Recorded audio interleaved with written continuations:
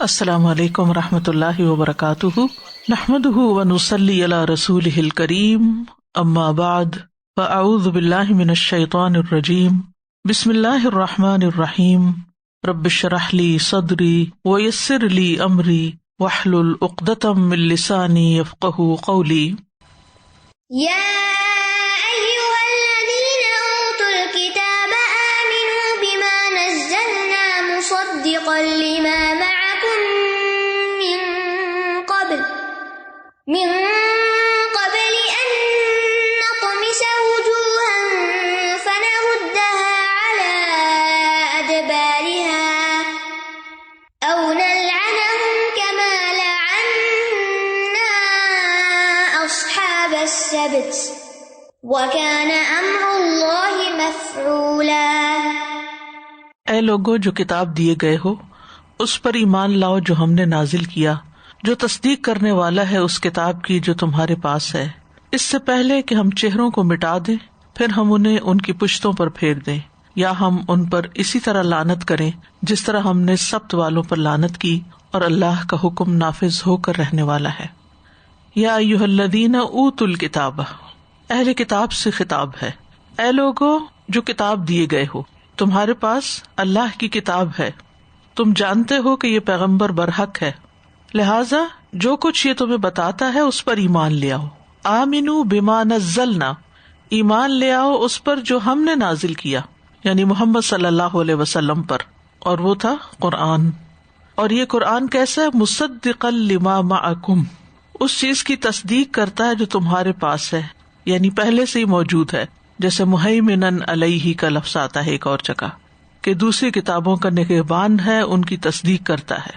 ان کتابوں نے چونکہ رسول صلی اللہ علیہ وسلم کی آمد کی خبر دی تھی، تو جب محمد صلی اللہ علیہ وسلم دنیا میں آ گئے، رسالت ان پر آ گئی، یعنی وہی رسول جس کے آنے کی خبر ان کی کتابوں میں تھی، تو اس رسول کے آنے سے اس خبر کی تصدیق ہو گئی جو ان کی کتابوں میں تھی، مصدقا لما معکم، یعنی جو تمہارے پاس ہے رسول صلی اللہ علیہ وسلم کی آمد کی خبر کے بارے میں۔ تو وہ رسول آ چکا ہے، وہ کتاب آ چکی ہے، لہٰذا رسول بھی تصدیق کر رہا ہے، کتاب بھی تصدیق کر رہی ہے، اور پھر زوردار انداز سے یہ بات کہی گئی کہ ایمان لے آؤ، من قبل ان نطمس وجوہا، اس سے پہلے کہ ہم چہروں کو مٹا دیں۔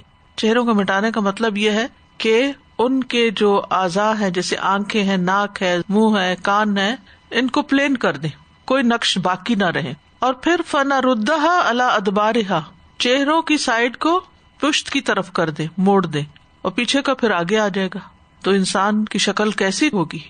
تو یہ سزا کیوں؟ کیونکہ جس طرح تم نے حق کو ماننے سے انکار کیا ہے، تو اسی طرح پھر تمہارے ساتھ بھی معاملہ ہوگا، اور پھر یہ ایک طرح سے دھمکی ہے۔ او یا پھر ہم تمہارے ساتھ کیسا معاملہ کریں گے، کیسا سلوک کریں گے، جیسے تم سے پہلے تمہارے ہی کچھ لوگوں کے ساتھ ہو چکا، اور وہ کیا تھا؟ نلعنہم کما لعنا اصحاب السبت، ہم لعنت کریں گے ان پر جس طرح ہم نے اصحاب السبت پر لعنت کی، اور جس پر اللہ کی لعنت ہو اس پر اللہ کا غضب ہوتا ہے، ناراضگی ہوتی ہے۔ اور اصحاب السبت ہفتے والوں کے ساتھ کیا ہوا تھا؟ اللہ تعالیٰ نے ان کو بندر بنا دیا تھا، یعنی ہم تمہاری شکلیں بگاڑ دیں گے۔ وکان امر اللہ مفعولا، اور اللہ کا یہ حکم ہو کر رہنے والا ہے، اللہ کا فیصلہ نافذ ہو کر رہنے والا ہے، اللہ کا حکم کوئی رد نہیں کر سکتا۔ پھر سوال یہ پیدا ہوتا ہے کہ اگر اللہ کا حکم رد نہیں ہو سکتا تو پھر محمد صلی اللہ علیہ وسلم کے انکار پر ان کے چہرے کیوں نہیں مسخ کیے گئے؟ اس کی وجہ یہ ہے کہ ان میں سے کچھ لوگ ایمان لے آئے تھے، تو کچھ لوگوں کا ایمان لے آنا وہ سبب بن گیا باقی سب سے عذاب ٹالنے کا۔ اگر ان میں سے کوئی ایک بھی ایمان نہ لاتا تو پھر یقیناً اللہ کا یہ وعدہ پورا ہو کے رہتا اور ان کی شکلیں بگڑ جاتی۔ اس سے آپ اندازہ لگائیں کہ علم کے ہوتے ہوئے، اللہ کا حکم جانتے ہوئے، جب انسان اللہ کا کوئی حکم نہیں مانتا تو اس پر اللہ سبحانہ تعالیٰ کی ناراضگی کیسے ہوتی ہے۔ اور خاص طور پر اگر انسان حق کو چھوڑ دیتا ہے، باطل کو ترجیح دیتا ہے، یعنی حق کو بدل کر اس کے مقابلے میں باطل لے لیتا ہے، حقائق کو تبدیل کر دیتا ہے، کیونکہ انہوں نے اپنی کتابوں میں سے وہ حصہ نکال دیا، مٹا دیا، تو چونکہ انہوں نے مٹایا تو اللہ تعالیٰ نے کیا فرمایا کہ پھر ہم تمہارے چہرے مٹا دیں گے، یا پھر اصحاب السبت کی طرح کا معاملہ کریں گے. اصحاب السبت کا انجام سورۃ الاعراف میں بتایا جاتا ہے، فَلَمَّا عَتَوْا عَمَّا نُهُوا عَنْهُ قُلْنَا لَهُمْ كُونُوا قِرَدَةً خَاسِئِينَ. پھر جب وہ اس بات میں حد سے بڑھ گئے جس سے انہیں منع کیا گیا تھا. وہ کیا چیز تھی جس سے منع کیا گیا تھا؟ مچھلیاں نہیں پکڑنے. ہفتے کے دن مچھلیاں پکڑنے سے منع کیا گیا تھا، اور انہوں نے جال لگا کے جمعے کی رات کو اور سنڈے کی صبح نکالی. تو پھر ہم نے کہا ان سے، قُلْنَا لَهُمْ كُونُوا قِرَدَةً خَاسِئِينَ، کہ ذلیل بندر بن جاؤ. سورۃ البقرہ میں بھی اس کا ذکر آتا ہے، سورۃ المائدہ میں بھی ذکر آتا ہے. نبی صلی اللہ علیہ وسلم نے فرمایا قیامت سے پہلے لوگوں کی شکلیں بگڑیں گی، یعنی قیامت سے پہلے پھر ایک وقت ایسا آئے گا اور انہیں زمین میں دھنسایا جائے گا اور آسمان سے پتھروں کی بارش ہوگی. سنن الترمذی کی روایت ہے، حضرت عائشہ کہتی ہیں رسول اللہ صلی اللہ علیہ وسلم نے فرمایا اس امت کے آخر میں زمین میں دھنسا دینا، چہرے کا مسح ہونا اور آسمان سے پتھروں کی بارش کا ہونا واقع ہوگا. میں نے عرض کیا یا رسول اللہ، کیا ہم نیک لوگوں کی موجودگی کے باوجود ہلاک ہو جائیں گے؟ آپ نے فرمایا ہاں، جب فسق و فجور ظاہر ہوگا، یعنی جب حد سے زیادہ خرابیاں بڑھ جائیں گی تو پھر یہ صورت سامنے آئے گی.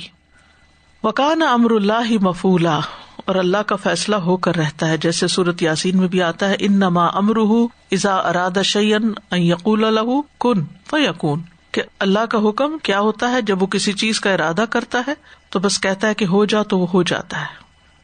ان اللہ لا یغفر ان یشرک به ویغفر ما دون ذلك لمن یشاء ومن یشرک باللہ فقد افتری اثما عظیما. یقیناً اللہ نہیں بخشے گا کہ اس کے ساتھ شرک کیا جائے، اور جو گناہ اس کے علاوہ ہے اسے جس کے لیے چاہے گا بخش دے گا، اور جس نے اللہ کے ساتھ شرک کیا تو یقیناً اس نے بہت بڑا گناہ گھڑ لیا. یعنی اللہ تعالیٰ اس شخص کو معاف نہیں کرے گا، درگزر نہیں کرے گا اپنی مخلوقات میں سے جس نے کسی مخلوق کو اللہ کے برابر قرار دیا. اور شرک سے کم تر درجے کے جو گناہ ہیں تو جس کے لیے چاہے گا معاف کر دے گا. وَيَغْفِرُ مَا دُونَ ذَلِكَ لِمَن يَشَاءُ، دون ذالک کا مطلب اس سے کم درجے کے، کیونکہ شرک جو ہے وہ اکبر الکبائر ہے، اور جو اللہ کے ساتھ کسی دوسرے کو شریک ٹھہراتا ہے وہ بہت بڑا گناہ گڑتا ہے. فقد افترى اثما عظیما، تو یاد رکھیے کہ شرک سب سے بڑا گناہ ہے، اور شرک کے علاوہ کی معافی اللہ کی مشیت کے تحت ہے. یعنی اس کا یہ مطلب نہیں کہ اگر شرک بڑا گناہ ہے تو انسان کہ میں شرک نہیں کرتا اور باقی گناہ دل کھول کے کر لوں، ایسا نہیں ہے. باقی گناہوں پر بھی ڈرنا چاہیے، توبہ استغفار کرنی چاہیے. کیوں؟ اس لیے کہ اللہ تعالیٰ نے کنڈیشنل رکھا ہے، اللہ چاہے گا تو معاف ہوں گے اور نہیں چاہے گا تو نہیں معاف کرے گا. اور ویسے بھی انسان کو سوچنا چاہیے کہ میں کس کی نافرمانی کر رہا ہوں. گناہ کیا ہے؟ اللہ کی نافرمانی کے کام. اپنے اوپر ہی رکھ کے دیکھیے کہ ہماری کیا حیثیت ہے. کوئی حیثیت نہیں، لیکن اگر ہمارے اپنے بچے بات نہیں مانتے تو ہمیں کتنا شدید غصہ آتا ہے. تو اللہ رب العزت تو پھر خالق بھی ہے، مالک بھی ہے، رازق بھی ہے، سب کچھ دیا ہی اس کا ہے، اور ہم تو صرف مخلوق ہیں اس کی، اور ہماری جرت کہ ہم اس کی نافرمانی کریں اور اس کے ساتھ شرک کریں. تو بہرحال یہ یاد رکھنا چاہیے کہ شرک سب سے بڑا گناہ ہے. عبداللہ رضی اللہ عنہ کہتے ہیں میں نے رسول اللہ صلی اللہ علیہ وسلم سے پوچھا کون سا گناہ سب سے بڑا ہے؟ آپ نے فرمایا شرک، اور شرک ناقابل معافی گناہ ہے. ابو درداء کہتے ہیں میں نے رسول اللہ صلی اللہ علیہ وسلم کو فرماتے ہوئے سنا ہر گناہ کے بارے میں امید ہے کہ اللہ اسے بخش دے گا سوائے اس شخص کے جو مشرک ہو کر مرا، یعنی شرک کی حالت میں مر گیا، توبہ نہیں کی نا، یا جس نے کسی مسلمان کو جان بوجھ کر قتل کیا اور اس نے بھی پھر توبہ نہیں کی اس پر، کیونکہ توبہ سے پھر سارے گناہ معاف ہو جاتے ہیں. یعنی اس کا یہ مطلب نہیں کہ اگر کسی سے ایک دفعہ شرک ہو گیا تو اس کی معافی نہیں اور اس کے لیے لازماً جہنم ہے. صحابہ کرام میں سے اکثر آپ دیکھیں کہ اسلام سے پہلے ان کا دین شرک کا دین تھا، لیکن جب انہوں نے توبہ کر لی، اسلام میں داخل ہو گئے، اس کو چھوڑ دیا، اپنے روش بدل لی، تو وہ پچھلے سارے گناہ معاف ہو گئے. تو آج بھی اگر کوئی شخص شرک میں مبتلا ہے اور پھر وہ معافی مانگ لیتا ہے، توبہ کر لیتا ہے، تو اللہ تعالیٰ سے امید کی جاتی ہے کہ اللہ تعالیٰ اس کو معاف کر دے گا. اللہ سبحانہ و تعالیٰ کے ساتھ کسی بھی چیز کو شریک نہیں ٹھہرانا چاہیے. جان کا خطرہ ہو اس کے باوجود بھی شرک نہیں کرنا چاہیے.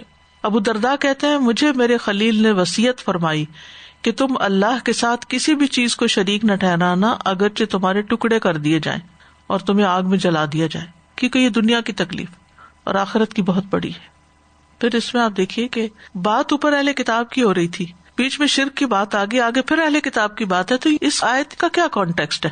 اصل میں مدینہ سے کعب بن اشرف اور ایک اور شاید نضر بن حارث یا انہی کا کوئی لیڈر تھا، وہ مکہ آئے تو مکہ والوں نے ان سے پوچھا کہ یہ محمد صلی اللہ علیہ وسلم کے بارے میں آپ کیا کہتے ہیں؟